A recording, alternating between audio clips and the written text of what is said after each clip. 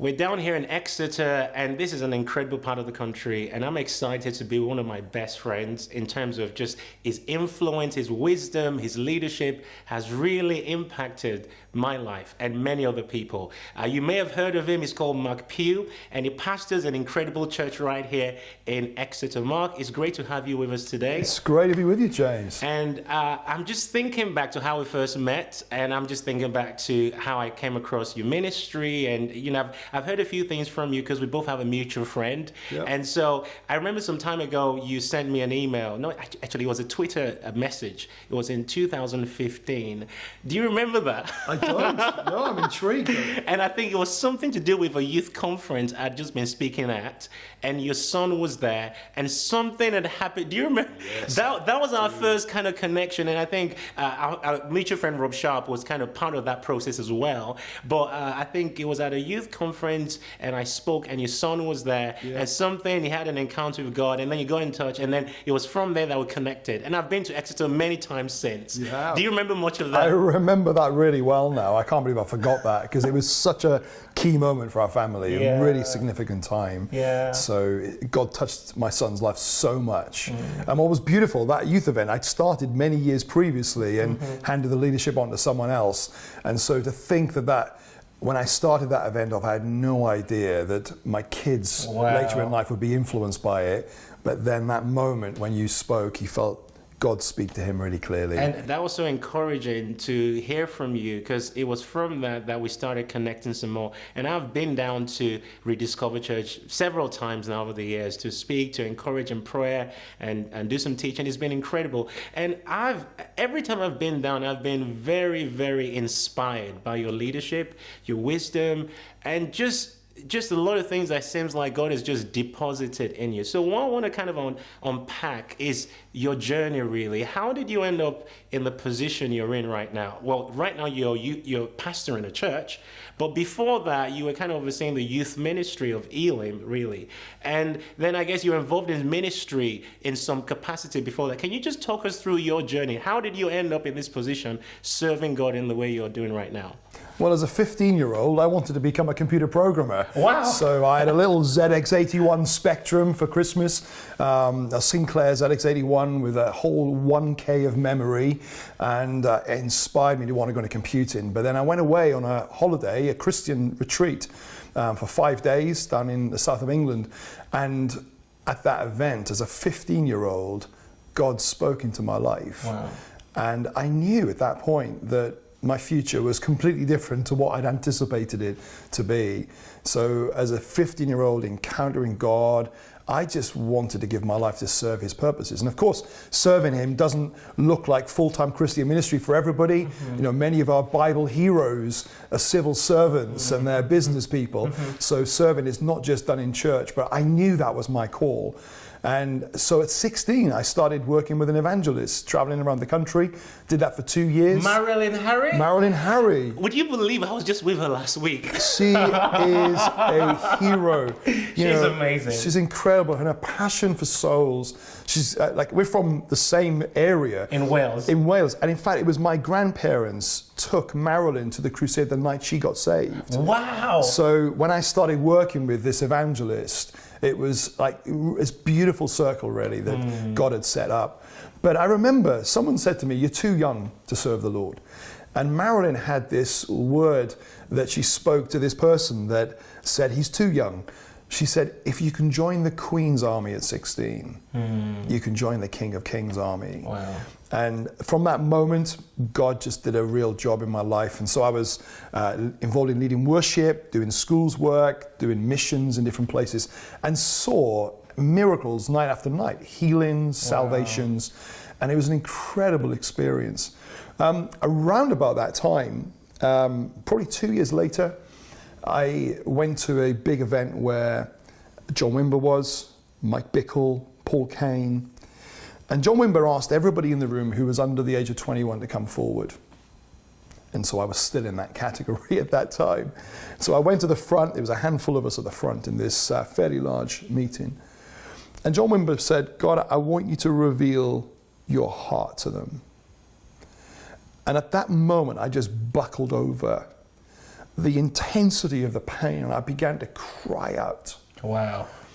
And it felt like that went on for hours. It was probably about 30, 40 seconds. And John Wimber said, God, now would you lift that? It's too much for them to carry. And that moment, I really believe that there was something of a heart, an understanding of the burden that God's carrying for the lost. Wow. And when I often think about the heartbeat of God, I think of this rhythm. It is not my will that any will perish. It's not my will that any would perish. It's not my will that any would perish. And I think that was a key moment. Now, I know not everybody has those sort of experiences and encounters, but for me, that was really foundational, and it really shaped something. Can I ask what it felt like in that moment? What can you liken the burden you were feeling to, just in terms of just words, to communicate to people what was going on in you at that time? The nearest thing I've seen since that moment that captures it is my wife giving birth to our kids. Wow. When I see the intensity, the pain, everything crescendoing, and yet there's something joyous in it as well. That's the nearest thing I've ever seen that comes close to that. It wasn't an experience that I would say, God, I'd love to know that every day, because it was really painful. It was intense. Yeah. And, I can understand those times when an angel of the Lord appears to many characters in the Bible, and the first words that come out of the angel's mouths are, do not be afraid. And I think there is often an intensity to the presence and the power of God and the burden of God and the heart of God, that when we get a snippet, and as powerful as that felt that day, I can't imagine it was anything more than a small fraction of what God is carrying for the people of this world. That's incredible. After that experience, did you notice any actual change in yourself? Or was it just something that you kept referencing every time you stepped into the presence of God? What happened to you after that experience? It's definitely shaped me. Probably I'm learning that more now, reflecting back, than I was aware at the time. At the time, it was a wow moment. It was this is a significant encounter with God. But you know what it's like? We can quickly move on from those things. I get a little bit frustrated with myself, how quickly I can move on from an encounter with the Lord. And then when I read the Old Testament and I see that 1 minute a whole nation is walking through the Red Sea on dry ground, and then the waves crash over the chasing armies, and then their leader is up on a mountain surrounded by the glory and the presence of the Lord, and they pull together all their jewelry and make a golden calf. Yeah. It's like, how could they do that? Yeah. And yet, I find that the propensity in all of our hearts is to quickly move on. And so when I reflect back, I think there have been moments when I've been less aware of the significance of that. But as I look back, I realize it did something that changed something in me. Wow. So it's not so much the memory of that. I think it did something internally. Yeah. And I remember, I hadn't shared this story very often. And a number of years ago, I was sharing in the church about the heart of God for mission. And I just shared that story. And I had a number of people come up to me afterwards and say, it makes sense now. Wow. We understand what it is that drives you. And I hadn't quite, I thought it was a testimony, an illustration. I didn't really realize, and I was really exposing quite so much about the inner workings of my life. But they said, we get it. Wow. I don't really think I'm an evangelist, but I do have a strong mission heart. And I can't escape a sense that the Lord's heart for this nation is to come alive with an awakening. Wow, amen. And I know I read about a narrow path, and I know I read that not everybody will choose, but I do believe that scripture that says it is not God's will that any will perish. Amen, I believe that too. And with that intensity of that reference point in my life, I understand why God is at work on the face of the earth night and day, and looking for people who will partner with him to see that become a reality. It's amazing, your story, because it's like a pattern I see, that encounters with God are so important to kind of give us a bit of framework as to what God wants to do in our lives. Like your story, I am looking at even at my story, and where I encountered something of the heart of God in prayer, and it wasn't like I was actually going after that. It almost like sovereignly happened, but my heart was pursuing God. And that shaped a lot of things in me, my perspective on life, and my perspective, even how I serve God. But there was something of an encounter that was so important. And I love what you said about the children of Israel, where there are times where we have this encounter, the next moment's like we're building a calf and just distracted from the magnitude of what God has done. What I want to also go deeper into is, after that encounter, did you go straight into ministry at that point? How did you know that God was calling you into the fivefold ministry to serve him in the capacity you kind of are doing right now? At what point did you get that clearly? Well, I started working with Marilyn and Harry about 16 years of age, till about 18. There was one rule on joining that team, and that was that you weren't to start any new relationships off. And on my very first mission, there was this young lady that our eyes met, and within 3 days we were talking about marriage. And remember, I was a 16-year-old lad, and I married her now. I got married at the age of 19. We've been married about 27 years now. Wow. The journey that we went on was that our work with evangelists was all volunteer. It was internship in today's language. And so I knew I needed to get some work to, fund a house and pay for a wedding and so on. So I got what I thought was a dead-end job for 6 months. But actually, that 6 months turned into about 5 years, and I got trained up in accountancy. I got very involved in our local church and got involved in leading the youth and the worship in the local church. But I've got to be honest, there was something that felt like I was missing something of the purpose of God. And I think looking back, it was God's timing. But I remember us beginning to dream together that this is not what we're called to do. And Philippians 1:6 became a really significant life verse for us. Being confident of this, that he who began a good work in you will be faithful to complete it.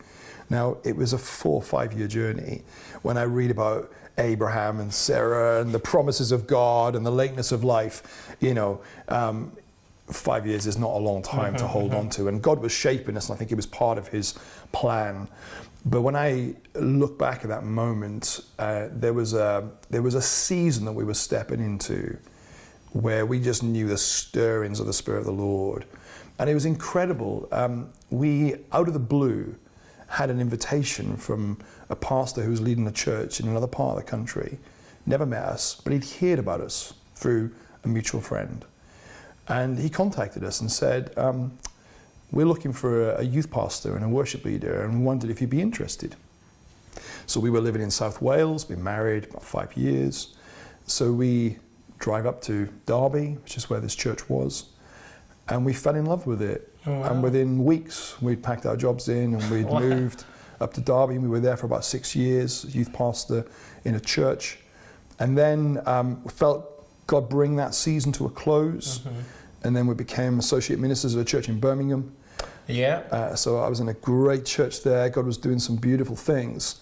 And when I was there, God began to stir my heart about the youth of the nation.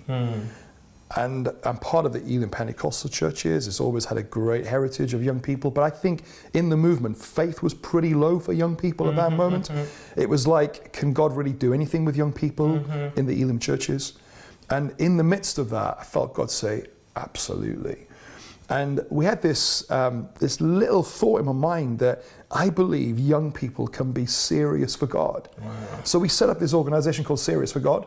And within 2 years, I'd sort of left the church, got into a situation where there was no salary, there was no office, there was no income, there was no team, there was no database really, and just stepped into this unknown with 3 children at that point, and just knew that God had called us. So you'd stepped out under the banner of Elim, Yeah. but at that point there was no funding for what you're about to start. So you were literally starting from scratch just because you felt the passion that God was calling you to do that. Like Elim were great, and they really got behind that. Yeah, But after the decision Yes, had been made, yes, yeah, but up until that before. moment, and you know, sometimes you make steps of faith in your life that you look back on, and you think, man, that was risky. Yeah. At the time, God gives you a grace for grace, it. It's absolutely. still a risk. Absolutely. But it actually feels more of a faith-filled risk when I look back on it now.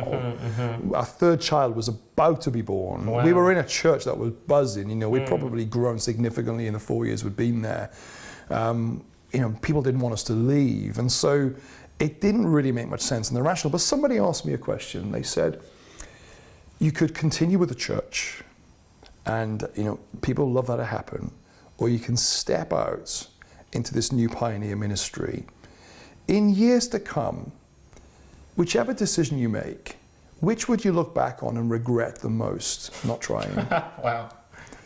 And I knew immediately whether this youth ministry of Serious for God works or not, if I didn't try, I would for the rest of my life be thinking, what could have been? Wow. And that nailed it for me. Wow. And I've got to be honest, James, I didn't have lots of prophetic words. I didn't have this council of prophets around me saying, thus saith the Lord, step into Serious for God. But I had a peace and I had a passion. And those 2 things have, I think, determined my steps with the Lord. Peace. And it's often irrational. Yeah. You know, I've got mortgages to pay, I've got, you know, all these practicalities, but I've got peace. And a passion. And the passion is irrationally Wow. birthed in a way that I really believe in this. Yeah. And so those 2 things were present then. They've been present every step of faith I've ever taken. That's amazing. And we stepped out and God opened the doors. That's amazing. As I listen to you share the details, I know some of your story, but I'm hearing some of the details I didn't know. And I'm just realizing the parallels with mine as well, because there were some key decisions I needed to make as well. Stepping out in faith, no financial backing, and just knowing that I have a passion and I've got peace about doing this, but it didn't make any sense. And it was only after I stepped out, in fact, actually, after I stepped out, all hell broke loose. It all went crazy and like, oh God, what am I doing here? And then it's like Peter walking on water. Everything just started to fall into place. And literally it seemed like I started to walk on water, do the impossible. I don't even know how it's been financed. And this is the story of Prayer Storm. So when I hear you sharing that, I think it's very important that people listening are understanding some of the ways that God works with us. It's not always the same way, but there's some patterns we can learn in just dealings with God. The peace is so important and the passion. I remember, you know, again, similar time in my life where I needed to make a critical decision. And I realized if I stayed where I was, I would have had external comfort, but I would have lost my internal peace. And I could step out with what God was calling me to do, where I would, in a sense, lose external comfort, but I will have internal peace. Yeah. And I was like, okay, let's forget about the external comfort. That eventually came. And sometimes God doesn't want you comfortable. He shakes things up. Yeah. So that peace is so key. Now, I want to talk about Australia, because I feel like there was something that happened. Did you go to Australia at some point and there was like a real shift in your ministry? Can you just talk us through what happened? Because I think also, I remember we talked about this some time ago, where you kind of said you came back and you don't know what happened, but everything just shifted. Yeah. It would be good to just kind of delve into that again, if you don't mind. So the period of time you're referring to was after I'd been in my first church as a youth pastor in Derby. I'd been there for about 2.5 years. And the church had this great history of youth ministry. It'd been planted in the 1960s, and it had this great reputation of having a significant size youth ministry. So it felt a real responsibility, but I went full of the call of the Lord, felt convinced I could make a difference for Jesus, had this sense of God leading us. And in my first 2 years of being there, the youth group halved in size. Wow. And you know things, we're very redemptive as Christians, and you know there are times when people pull out the Gideon story, and you know this is God filtering us, you know, he's just preparing the best of the army. But the reality was, it wasn't a very happy place. And I was trying to press through, but I've never been a particularly confident person in myself. I've always felt Gideon's a great analogy for me, you know, that I'm the lowest of my family, you know, I've not got sort of family and ministry, and, you know, so I've not felt that there's a lot of natural contributors to help me to come to this place of serving the Lord where I am today. And at that time, my confidence was really crushed. And I remember sitting in an elders meeting, and they were having a conversation about whether, like as if I wasn't in the room, and they're good friends and they're good guys, they're godly men, but they were having a conversation of whether Mark should move on from the youth ministry onto another area in the church, because they liked me, but they could see that things weren't going well. Wow. And I remember sort of thinking that moment, hey guys, hello, I'm here. You know, you're talking about me right now. But my confidence was getting lower and lower. And I'd invited a ministry to come and speak at our Youth Weekend Away, a ministry that has been quite significant in my life prophetically over the years. In fact, when I was 15 and I went to that youth event and I felt the call of God, he picked me out of the audience and brought me forward and prophesied over my life. Wow. In fact, it was a bit awkward because it was for 18 to 30-year-old Christians and I was 15. And I thought, it was the first night he pointed, I was sat at the back trying to look discreet because I was underage. And I thought, if I sit at the back, no one will really spot me. And then he gets up to speak and he points at me in the back and says, would you come forward? I'm thinking, he is going to have a go at me for being too young. So I do what lots of us attempted to do at those moments. I pretended that I didn't see him pointing at me and it was the person in front of me, but he kept persisting. He said, no, that guy who's ducking now, you come to the front. So I walked to the front. I thought, this is it. I'm going to be ejected in front of everybody. And his first comments were, you're wearing aftershave and you're not even shaving yet. I thought, humiliate me. Why don't you make it really bad? And then he began to prophesy over my life. And so I invited that person to come and minister at this Youth Weekend Away in this church where I was low on confidence, where the youth had a bit of a hammering because, you know, it'd gone from this vibrant place to a much smaller environment. And on the last day of the weekend, he did something that I would have told him not to do if he'd asked my permission beforehand. He said, I know Mark and Anita would love to go across to Hillsong in Australia. And I've worked it out that this room of young people, there may be about 45, 50 young people there, that we could send them. Wow. He said, and I've worked out, if 10 people give £100, 10 people give 50, 10 people give 20, 10 people give 10, we can make this happen. Wow. I'm thinking, you can't do this. I have come so these young people are blessed. And how am I going to manage with these young people doing extra paper rounds to send us to Australia? But he said, I want you all to close your eyes now. And if you want to give £100, put your hand up, and 10 people put their hand up. Wow. 50. And these young people raised the money to send us to Australia. I think it was around about £1,500, £2,000, something that they raised. So we got there, needed to raise a little bit extra, which got provided for. And when I was there, Hillsong was a lot smaller than it is in these days. And in fact, they were open in their new building, but the new building they were open is now their youth centre. So it gives you a bit of the scale of where it was. Yeah. But a little mixture of the jet lag, a mixture of God powerfully speaking into my life. I don't remember there being a moment like the John Wimber moment. Yeah. Or a moment like that 15-year-old. Were you going there almost like anticipating like something significant was about to happen of that magnitude of what happened at John Wimber's? I was expecting that. I thought, this is almost like a last moment now for you to really do something in my life. I'm obviously a failure. Things are not going as I hoped they would. This is sort of almost like last chance, really.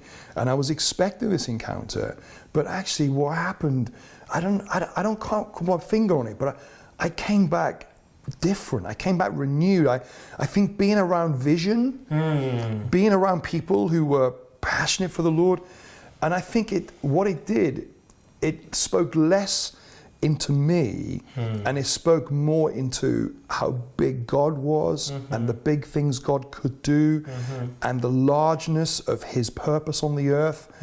And I knew that he had called me. And I was a very nervous preacher. And I remember getting back from Australia and my first Sunday getting back into the pulpit and preaching. And I knew I was different. Wow. People said, "What has happened to you? You have changed." And when you were in Australia, did you get anyone pray for you? Did you get Brian Houston to lay hands on you? No, I mean, I had none of that. You were just in the crowd, just there. Just in the crowd. There was one moment where there was ministry given, and to be honest, there was a bit of a dodgy word of knowledge. I think someone thought that me and it were living together, and they had this word that it just didn't work. So it wasn't a significant moment, but there was something about the atmosphere, and my heart was like a sponge, and I just received of that atmosphere, and I received it. I was up lots of the night just writing things down, journaling a sense of what God was saying, and when I returned, I knew I was different. And I tell you what, it was an affirming sense of the Spirit saying, "I've called you. And if I've called you, it doesn't matter how inadequate you are. It doesn't matter how weak you are. It doesn't matter what the comparisons of your gift with other people's are. It doesn't matter. I've called you. You know my heart, you know my power, and I've called you. And no one messes with that." And so I preached from the first time out of that place. Wow. And it transformed things. People were like, "Who is this?" Wow. I began to lead the youth ministry from that place of call.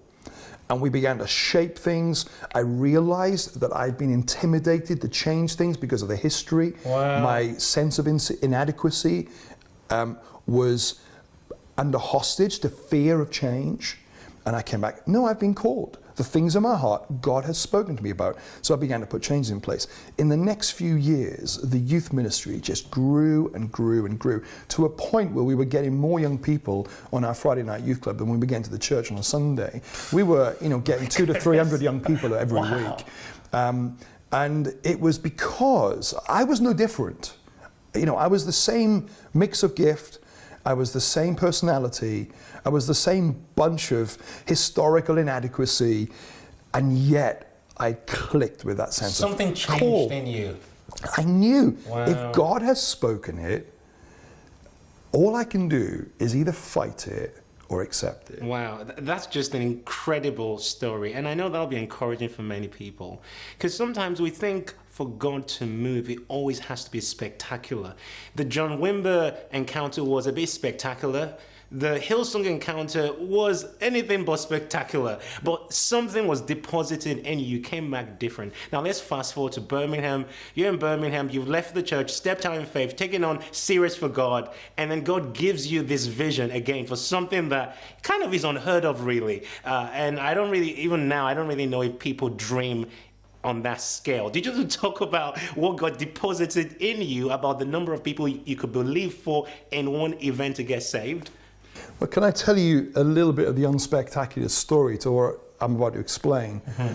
I was sitting in a venue that was very near our church in Birmingham, the National Indoor Arena, for a Daniel Bedingfield concert. Daniel Bedingfield is this Christian, but everyone in the crowd was there because he's a great singer, a great artist, and he went in the middle of this set. There was probably about 5,000-6,000 people there, and in the middle of this set, where all these girls were screaming, "Daniel, Daniel," he began to sing, "Create in me a clean heart, wow, O God, and renew a steadfast spirit in me." Wow. And I just felt, as I looked around the room, people didn't know what was going on.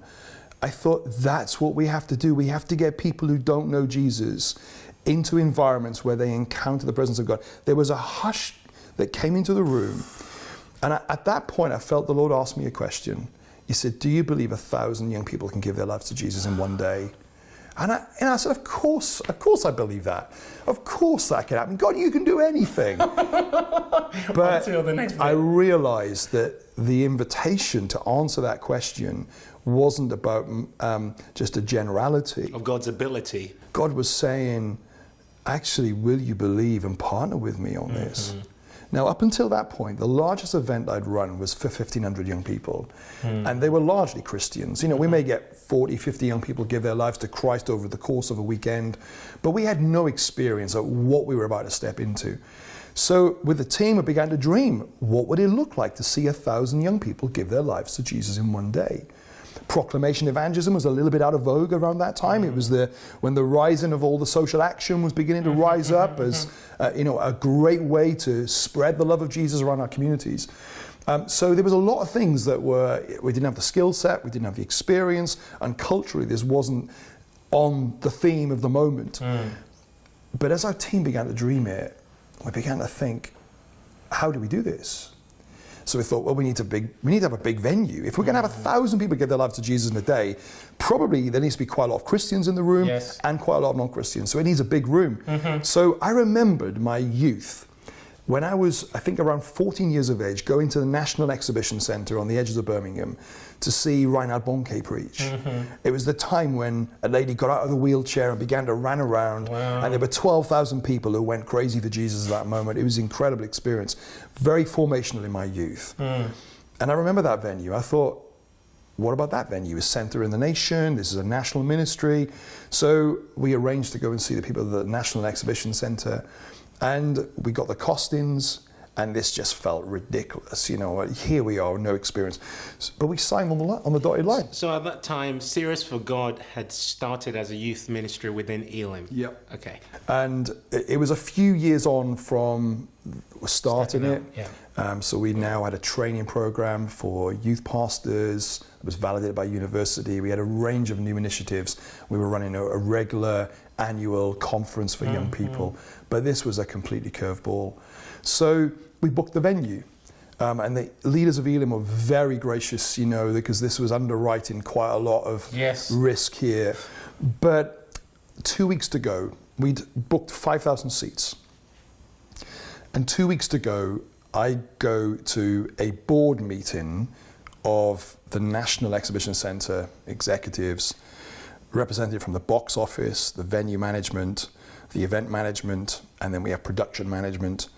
And there was one particular agenda point that I had, and that was I wanted another room as well as what we'd hired. Because I'm thinking if we're going to see 1,000 people saved, we need somewhere to take them and pray with them. Yes. And so I said, I've come with a request. I'd like another room to hold 1,000 people minimum, but I haven't got any money additional. So I'd like it for free. And they said, well, we got loads of rooms. Wow. But they are quite expensive.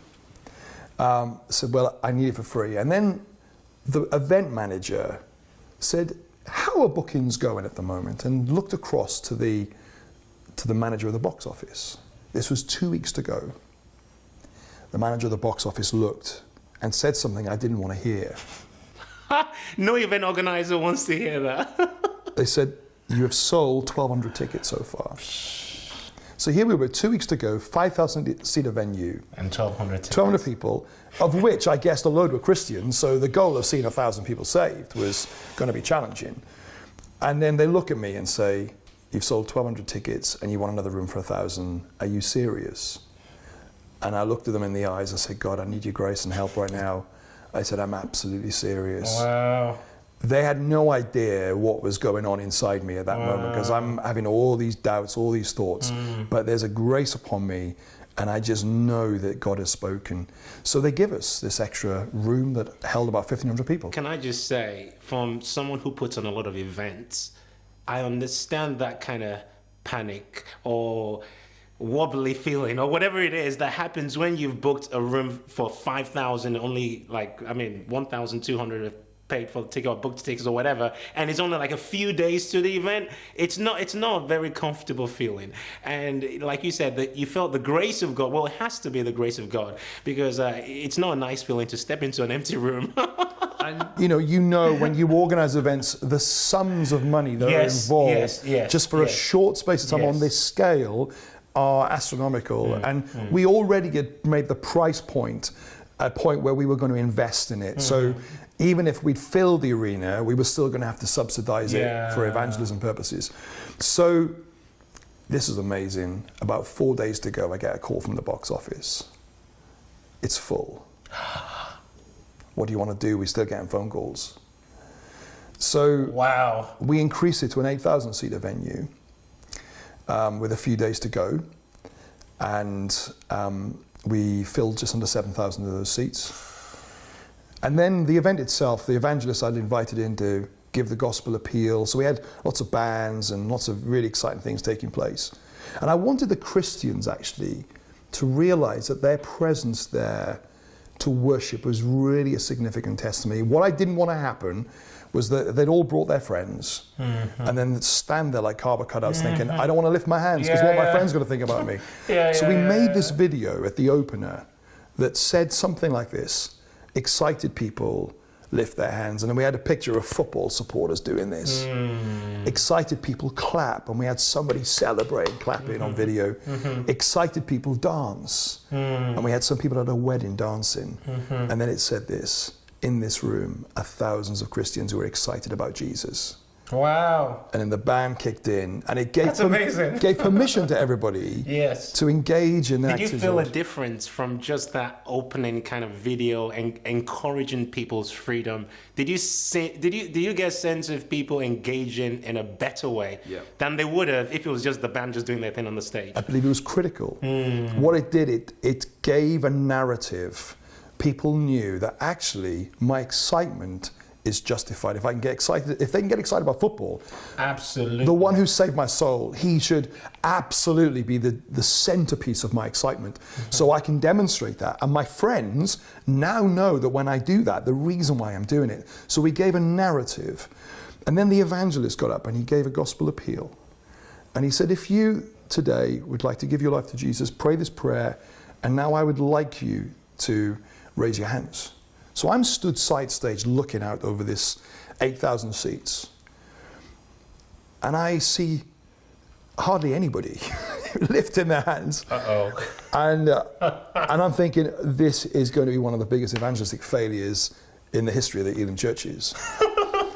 And then, but of course it was dark lighting in the auditorium, so it was difficult to see. And then he said, if you lifted your hands, I'd like you to stand. And I saw two girls about 3 rows back stand, look around, couldn't see anybody else stand, and then they sat down again. And he said, now if you're standing, I'd like you to make your way into the aisles. I'm thinking, can't you see? There's no one. And then I heard all these chairs begin to flip. Wow. And this stream of young people began to make their way into the aisles, into this room we'd been given that held 1,500 people. We'd prepared about 1,500 follow-up packs. And that day, 1,137 young people gave their life to Jesus. And some of them are in ministry today. Wow. Some of them are serving the Lord in all sorts of areas. And I think all I did was respond to a question. God, I pray that I will never miss one of those questions in my life. Amen, amen. You know what, Mark, even as you're saying that, I could just feel the presence of God, and I could just feel like there's some more questions God's going to ask you. In fact, there's something he's already asking you. And I believe there's something about that Welsh DNA you carry, that Welsh revival. There's something about that I feel the nation is going to experience, and the nations are going to experience more of. So even as we bring this session to an end, I think I'd love you to pray over people watching right now. Maybe they're jealous of the encounter you had at John Wimber's conference. Now, oh, Lord, I want to feel your heart. Or maybe they've been in a similar situation where they've been to a big conference, but they didn't really feel like anything changed, but they've just gone back to life as normal and not really appreciated that there was a deposit, something may have happened in them that they maybe just didn't really pay attention to. Whatever their situation might be, I do believe you're in a position to pray over people, because lots of people can identify with a lot of different parts of your journey. So do you just want to go ahead and do that, Mark? I'd love to. Father, I thank you that you take the ordinary things of this world, the weak things, those which are often despised, those who feel on the margins, those who are not set up for success by the standards of the world. And that you, God, you choose the unlikely. And when you speak, and when you minister, when you call, you do so with the authority of heaven all over that call. And I pray in the name of Jesus that all of us, I believe we're all called to the kingdom purposes, that all of us will respond with big yeses to those questions of the Spirit. All of us will be confident in our God. I thank you for that reminder in Daniel that those who know their God will be mighty and do great exploits. It doesn't say those who have encounters, those who have momentary occasions where the Spirit of the Lord does something that is unusual, but it says those who know their God will be mighty and do great exploits. And I pray that all of those watching this will get to know you. Amen. And they will, through knowing you, trust you. And through trusting you, will take some risks in their life in the name of Jesus. Amen. Amen. Thank you, Mark. Such a powerful story. I'm sure you must have been really encouraged, challenged, inspired by that. And so encouraged to have leaders like Mark in the United Kingdom today, just spearheading, pioneering things that God's doing. Well, I hope you can join us next time as we move other leaders in the future. But God bless you and have a lovely day.